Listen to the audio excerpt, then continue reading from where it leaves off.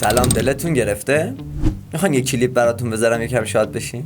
بسم الله. زمانی است که رب العزت پرده در می‌دارد و بندگان خدا رب خدا را مشاهده می‌کنند. رب العزت والجلال را تماشا می‌کنند. با دیدار خدا بهش فراموش می‌شود. یعنی چی؟ یعنی خدا رفته پشت یه پرده قایم شده، جسمه رفته پشت یه پرده قایم شده، بعد پرده ها رو میکشن میگه جی جی جی جی من خدام، بعد اینا خدا رو میبینن همه میزنن زیر گریه از خوشحال. این چه حرفیه؟ اگه خدا بره پشت پرده که محدود میشه. اگه اصلا چیزی که شما بتونی ببینی جسم میشه، مخلوق میشه. همینایی که این اعتقادات مشرکانه رو دارن شیعه رو مشرک میدونن، خودشونو منفجر میکنن.